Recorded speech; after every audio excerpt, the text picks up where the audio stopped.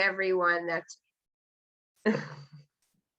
gotta love Zoom now telling us it's recording. Good evening, everyone. My name is Bethann, and I work at the UCONN Center for Excellence in Developmental Disabilities. And my background is child development and also children's social emotional development. So those are my two passions in life. I work with a lot of young children. So I'm excited to be here tonight to talk about supporting children's emotional well-being. So we're going to talk about some tips, and then I'm going to provide you guys some resources as we go along. So I first want to get started and say, well, 2020 is over, and what happened? I love this slide because it really holds me to this funny picture here that says, whatever happens, don't ever go back to 2020. So I think about our 2020 and just the unexpected stress that is had on us as adults, and then also young children's well-being as well. And so how do we get through that, and how do we put kids back on the right track? So I want to share, I think this is impactful. So when we talk about children's emotional well-being, we did a survey back last December of 2020, and we surveyed about, I think about 300 families responded. And you'll see, excuse me, on this slide that most families were concerned about their children's social emotional development. The second was communication. So, which really made me think about the work that needed to be done to support children's social emotional development, and how can we help their well-being, and how can we support children as we now get back into what we think is a normal life, and what can we do to create a better path. So a lot of that work was important so I thought to share this, and so you know where we are. For anybody that's on this call tonight, feel free to unmute yourself or put in the comment box about any of the experiences that you are concerned about or you share about your child's well-being. So here is another impact that I think is important, is the social interactions. So adults, we thrive on interactions with our peers and our friends and our coworkers. But children, that's how they learn and how they play, is being around other children. And so when you go through such a long period of time of not being around other kids, it makes an impact on their growth. So here you'll see that most families, almost 50% of the families said that the lack of social interactions for their children was a big concern. So how do we think that impacts their well-being? Well, they're missing their friends. I do know in my own experience with my son, at first it was exciting to do school at home. We followed the class routine every day. And then after like a week, he was over it. It was fun to FaceTime or Kids Messenger. A lot of kids do now, video chats with their friends. He was over in about a week and a half. It was exciting at first, but then it's not as exciting anymore, and you kind of get over it. So really supporting his well-being was really important to me. And so how could we help those interactions? So now that we've kind of got things back, a lot of kids are somewhat in school, some are not, but we think about in August, a lot of children will fully go back. But what are we going to do this summer? So how are we going to get back into playing with friends, and how are we going to have those interactions and do things safely? We do know that children under the age of 12 are not vaccinated yet. So most children still need to wear masks and social distancing. So those small populations still has the impact of COVID, and it's still affecting their well-being. So how are we going to support kids to be able to get through these next few months? Some of the comments that families made was, again, the lack of social interaction, and then inability to bring children places to have socialization. I do know now that a lot of kids are going and doing outdoor activities. So whether it's sports or going to playgrounds, because they're open now. So those are great things, is having those interactions at playgrounds, or some libraries are open by appointment. So hopefully those small little play groups are coming back.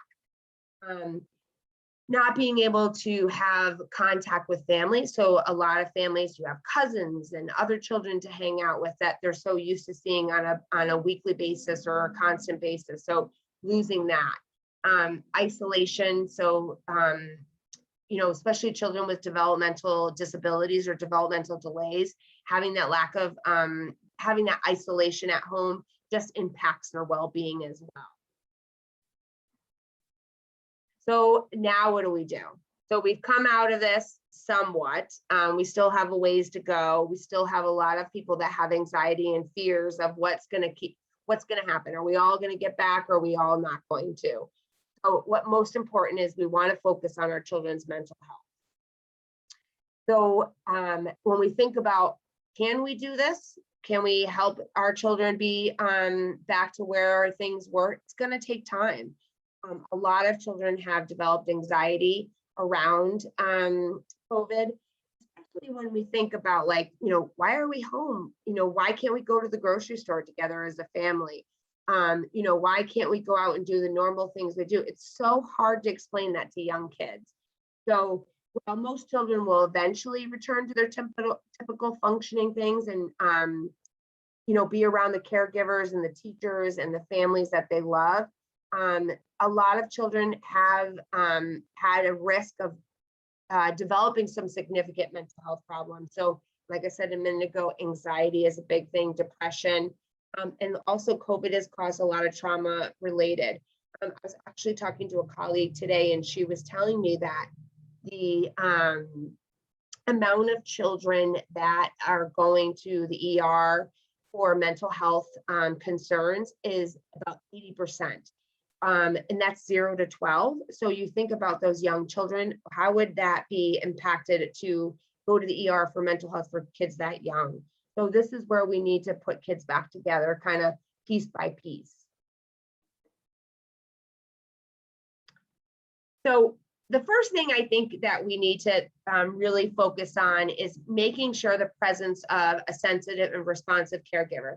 So that's us. We talk about our family, us as parents, if you have young children, also when they go to school, or if they're in childcare, or if they have neighbors that they play with. So the primary thing that we need to do is be sensitive, listen to kids as they talk, and listen to what their needs are. As we know that more children have been more clingy to families because they're just a little more nervous about what's going on in our environment. We do know that we want to be sensitive and listening, and we want to have everybody that's in part of their life be responsive to what they need, and be sensitive to anything that a child talks about, because some of the pandemic has had some harmful effects on children.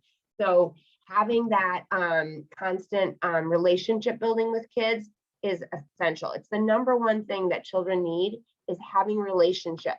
So if it is a newer person in a child's life, so if this summer it's been decided that your child's going to go to camp, well, building relationships is going to build a child's confidence.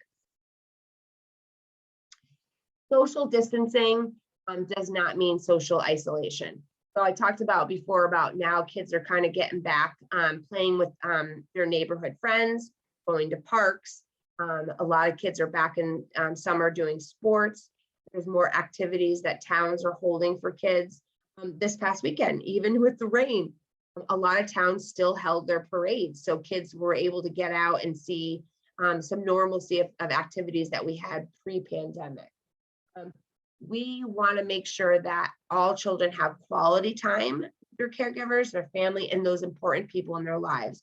So we're going back to visit grandparents again, aunts and uncles, and trying to bring some normalcy back, even if it's just little time that as we get nervous, because we know young kids aren't vaccinated, but older adults are, we still want to have, we can have short visits, or go for a car ride, or go to there's strawberry picking that's coming out now. So that's something that you can do outside and still connect.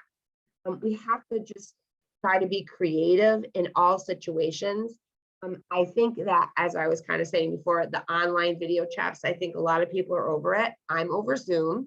I spend, even though like I'm working in my office, I am on Zoom all day long. So I'm Zoomed out, as most children are online video chatted out as well. So writing letters. So if they're not able to get on an airplane or visit family that's far away, have kids write letters or draw them a picture. That will also build their confidence and excitement, and to know that they're sharing something with a family or a friend. Providing age-appropriate information. So a lot has gone on in the last year where children have seen things on the news, they hear things from their friends. Kids are like a bubble of information that sometimes share things that I don't even know about. So kids talk to each other. So being able to provide good examples of what is important for them to know and what is important for them and what is not important for them to know. So really keeping those barriers of what's important.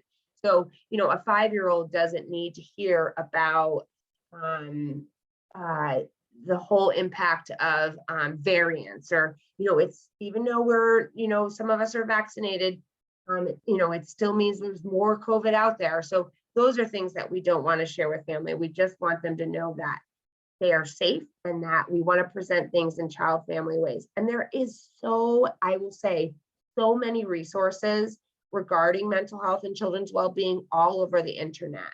So there's lots of tools that I'm going to share with you guys as we go through. We all know we want to limit children's access to social media and adult conversations. We never realize how children pick up on conversations that we have.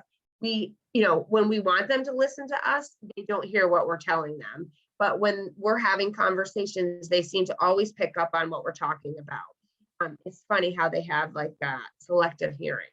So when we want them to do something, they never heard anything we said. So we want to be careful of those adult conversations. And then constantly having conversations about what's going on in our community. So, even though we're going to go to the park, it says that we have to wear masks. So it's okay, but once we're done at the park, we can take the mask off. And I think that a lot of, I hear all over the place about children wearing masks. And I think that a lot of kids, there are a lot of people saying it's affecting their mental health, but I will share that a lot of children are resilient. I think that adults have more of an issue with masks than the children do. They are resilient kids. They take the bad things and they move on and they go with it, because to them, life is simple and happy. As long as their needs are met, there isn't going to be an issue. So I really think the mask concern is more of adults having anxiety about it. And I think kids are doing really, really well. And I would say, I know from a lot of children that I know that, they're troopers. They're wearing the mask and they get out of school and they take it off, or childcare. If you have questions along the way, please feel free to put comments. We want to keep kids busy. I know that in the last year was hard. A lot of families were home working and trying to juggle work and then keep kids busy. And, everyone's like, my child is on TV overload. I went through the same thing. I tried not to guilt myself because it was the best I can do, because I also had to work. But when kids are bored, they are more likely to have high levels of worry and think about things. But if we're keeping them busy, it really helps their mental health as well and their well-being. So, and it's simple things too.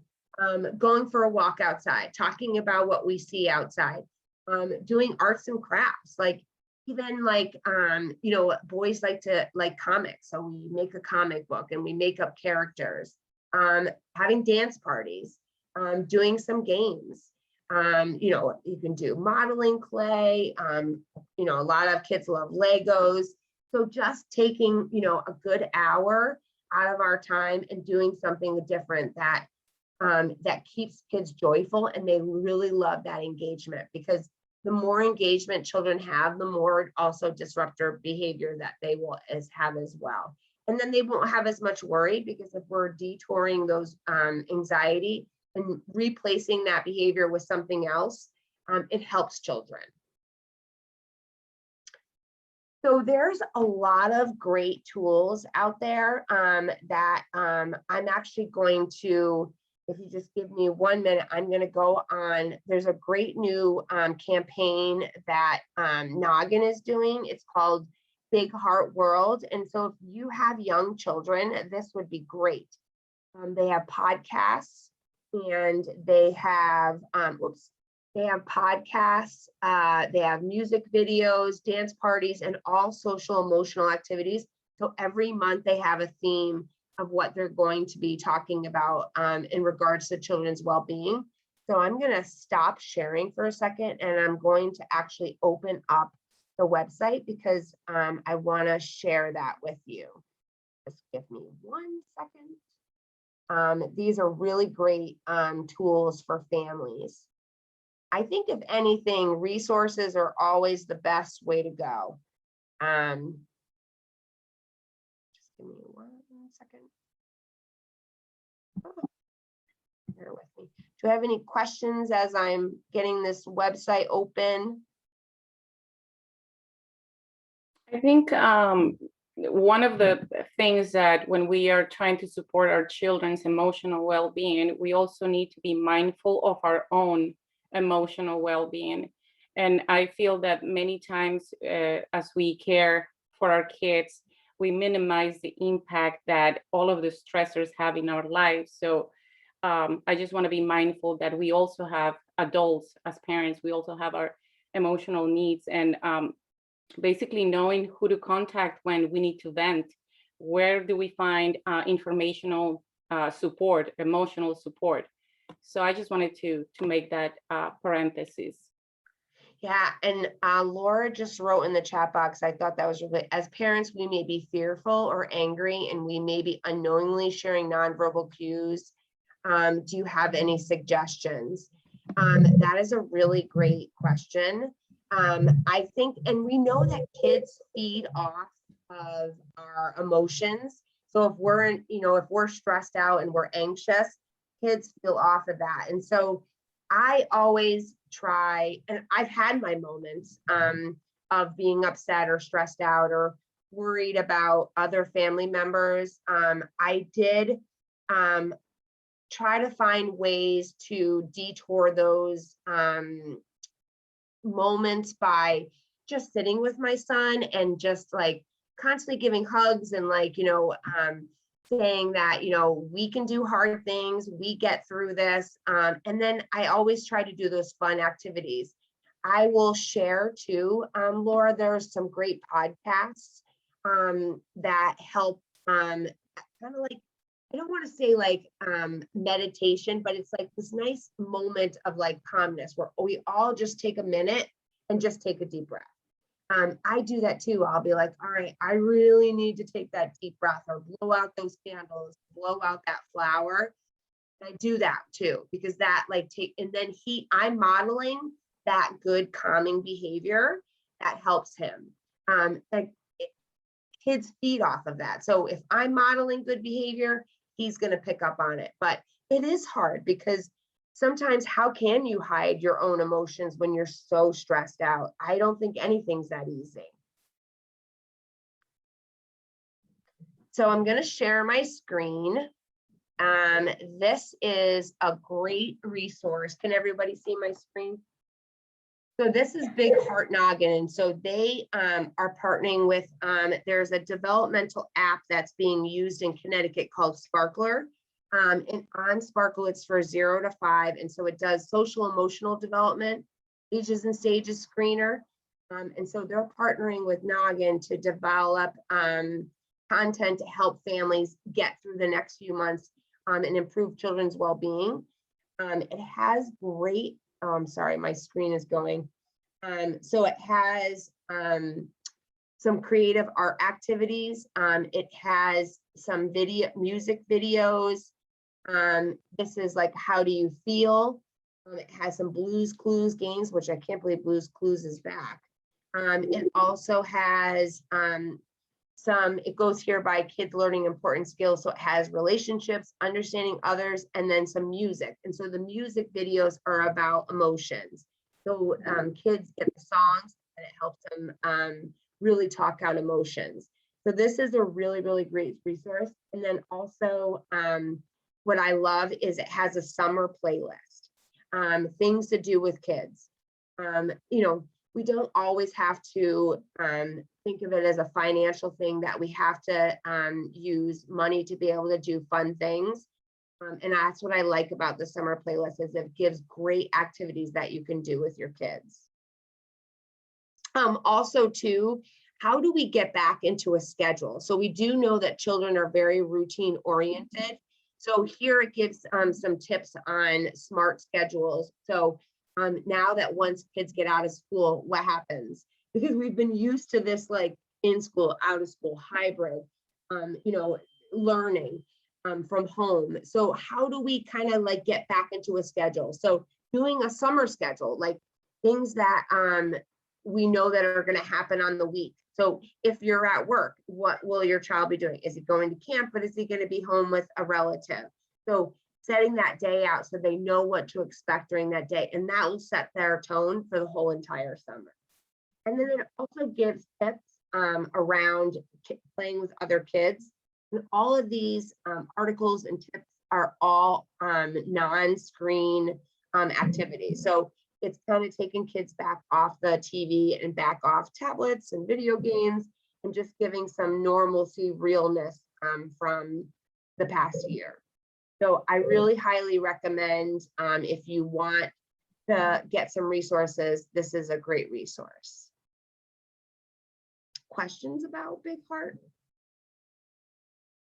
Not at this moment. I do like that it covers relationships, labeling emotions, which can be hard for little ones, and especially children who are nonverbal. I wonder if there's any resource for those kids. Yeah, so I'm gonna show that right now, but I will share that a great resource about teaching emotions, especially nonverbal, is putting together, and I'm gonna give you guys some resources that you can print out at home.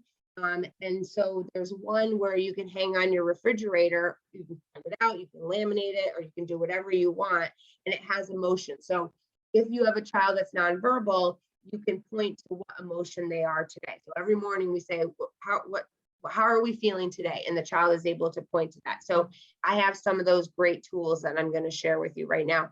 And also too, problem solving, very important for kids. A lot of kids struggle with problem solving, especially when we kind of get kids back together. So there'll be a lot of fighting over things. So how can we solve some of those concerns? So just give me 1 second and I'm going to share my screen again and share this other tool. So there is a National Center for Pyramid Innovations, and that is all about social emotional development. And so let me just share my screen. Bear with me 1 second. It's a little slow today. Here we go.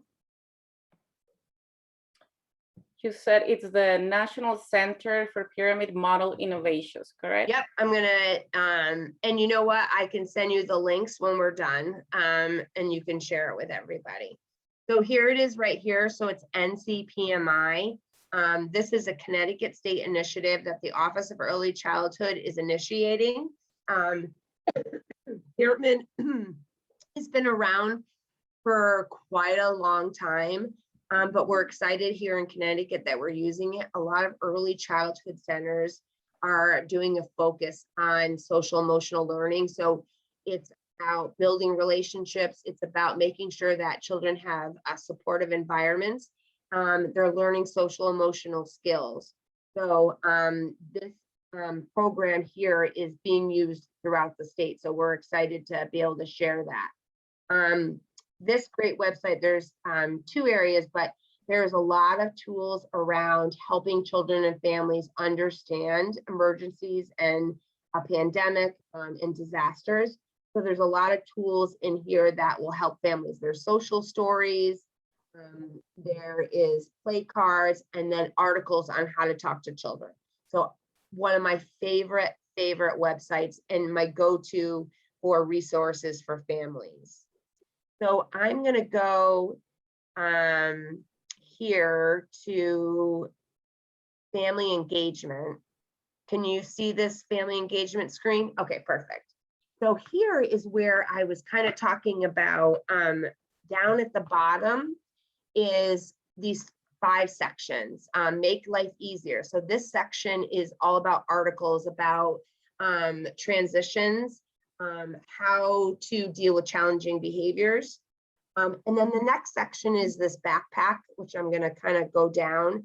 And that one provides all of social emotional concerns that families may have. And these are tools for families. So there's 4 sections addressing behaviors. So we have, if your child is biting, how to give children clear directions and be effective about it. There's another section called emotions, how to help your child stop hitting and pushing. Also, how to understand the meaning of challenging behaviors, because behaviors are a form of communication. So there's always a reason why a child has behaviors. Children just don't have behaviors. There's always a reason behind them. So this is a great article, and it has tools for families. This is one of my favorites. How I could have used this a few years ago, how to help your child stop whining. So more of those needs that children need to have met. So this is such a great thing, how to avoid meltdowns. So we think about going to the grocery store when your child is throwing themselves in the middle of the grocery store, how to avoid those meltdowns. And then there's another section about how to emotions. So an example is how to recognize children, understand and recognize anger. So what is anger and what does that emotion look like for kids? And all of these backpacks are in English, Spanish, and Portuguese. So again, fabulous tools. And then there's tons of them. So I highly recommend, you can just download them, you can print it out or just save it on your computer. But each of them has articles, tools, and tips on how to work with children. How to use positive language. So how to model for children how we use positive language. My favorite thing is, we always can do hard things. So we know children have self-confidence and they think, I can't do it. And so really showing children how to be able to do hard things and how us as adults use those right words.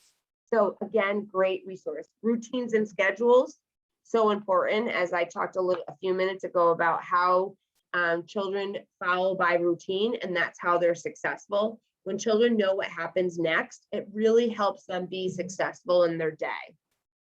So that is that one.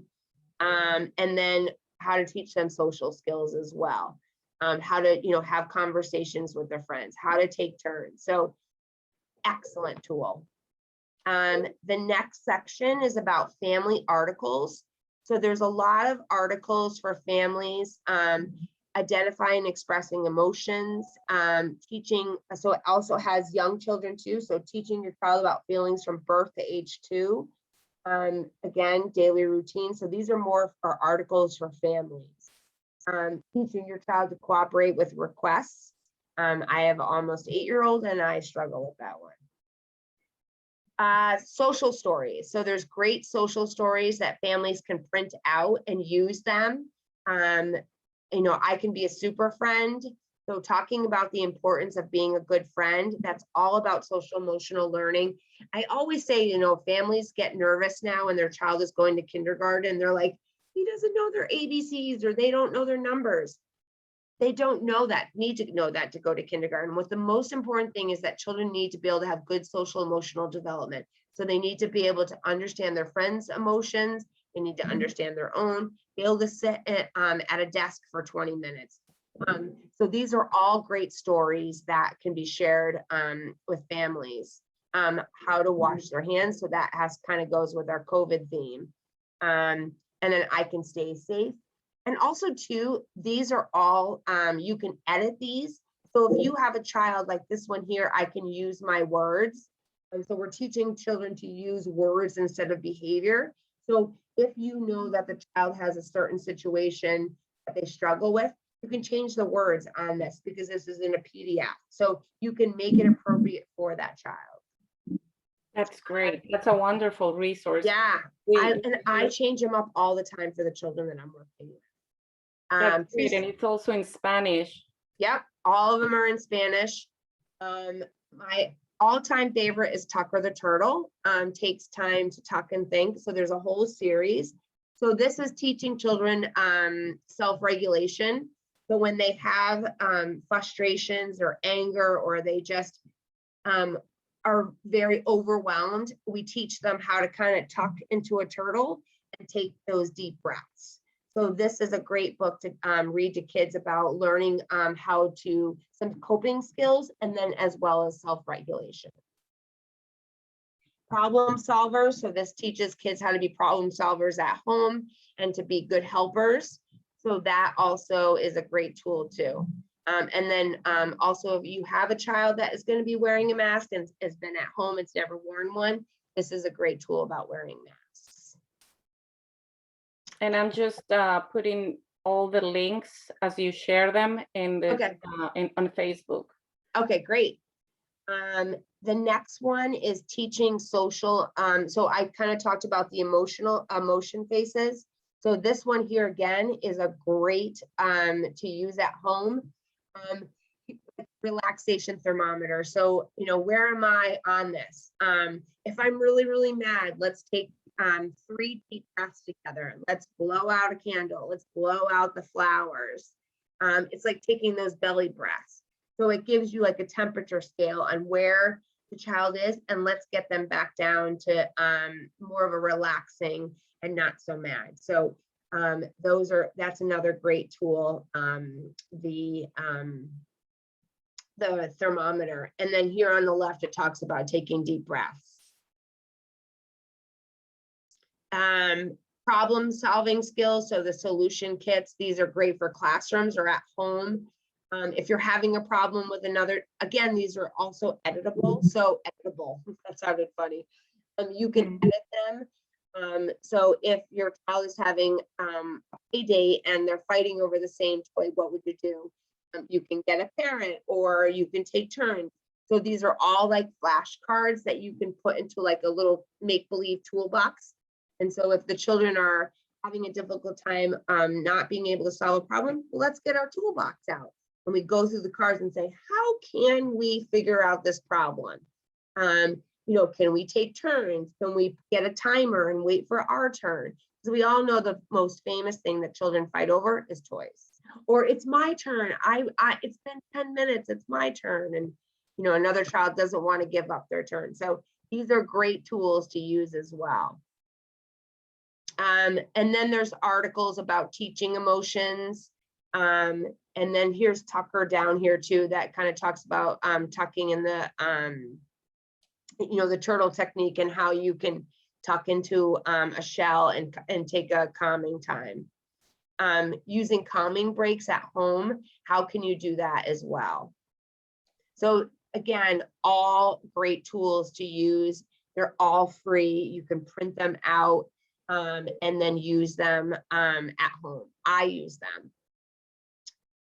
Excellent. And then the next one is schedules and routines. So positive strategies for helping us have a good day. Again, these are also in other languages, Spanish.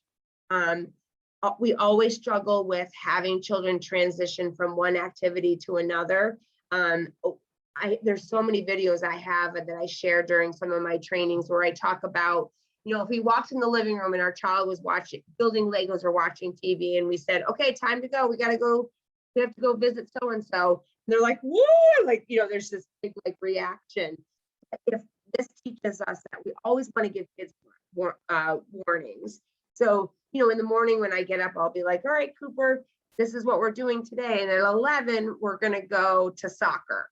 So, and then at 10:30, I'll be like, all right, in 25 minutes, we're going to be headed out to soccer. Younger kids may not concept the time. If you're giving them those reminders, it's not going to be a huge surprise when you say to them, okay, time to go. So that's going to help them. So these are a lot of great activities for strategies about making those transactions. And there's a lot of great tips for doing that as well. And then down at the bottom here are some just general resources that can be used as well. I like this one right here, is the following the family rules, so that it's like a scripted story. Again, you can edit it and make it to your own family. So you can put in the rules that you have in place in your house, and that will help the children as well. So it's so relatable. So again, great resources, great tools.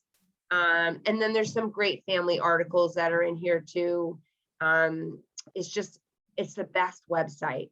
I really, really like it. And then I do want to share one of my favorite, can we see it? Yes. Okay, so this is one of my favorite tools that I think that every parent or every teacher should use. We always want to use positive words because, again, we're modeling for young children, and if we use the positive words, children are more going to react to those. So here are like some examples. We say don't run in the house. Instead say, use walking feet in the house. We run outside. No, don't touch that. No, instead, all right, keep your hands down, look with your eyes. So this is really examples of the don't and do's of words that we say. Stop whining. That is the one we hear a lot, is, instead, let's use our quiet, calm voice. Let's take a couple of deep breaths. So stop pulling the dog's tail. So these are just showing you words to replace them with. Like, don't throw your truck, or stop playing with your food. Don't get out of bed. We have to stay in the bed. Don't get out. Come on. No, you don't need 5 glasses of water. So it helps you rephrase some of the words that we kind of use sometimes. No biting. Don't spit. That one's an interesting one. So anyway, so this is another great tool as well. Excellent. Yeah, sometimes we're not mindful of the language that we use with young children, and that's really important. Those resources were great, Bethann. They're wonderful, and I put the links as fast as I could on Facebook. Oh, good. Yeah, it's NCPMI, and it's just, you can Google it. Just a wealth of resources, and the great thing is that you can use them at home with children. And I love the social stories because children learn through books, and so it's more of a real thing to them if you're individualizing it for that child, especially a child with disabilities. And if they are nonverbal and may not necessarily understand, you're making it to what their life is about. Absolutely. Thank you so much, Bethann. This is wonderful. Yes. Do we have any questions? Let me see if there's any comments. There's no comments. No, I think we're good. I'm very thankful because oftentimes we know that if our child is sick, we go to the pediatrician. We know what, but in case of our child is anxious or has some issues, where do we go? Where do we look for help? So I think these resources are really useful. Yeah, and I know that during that, the whole pandemic, I literally would get emails all day long about resources for my child, and I think families felt overwhelmed with the amount of resources. And I say, keep it simple. When we talk about young children, so, this is a simple thing. It's all in one place. It's directed towards social emotional development.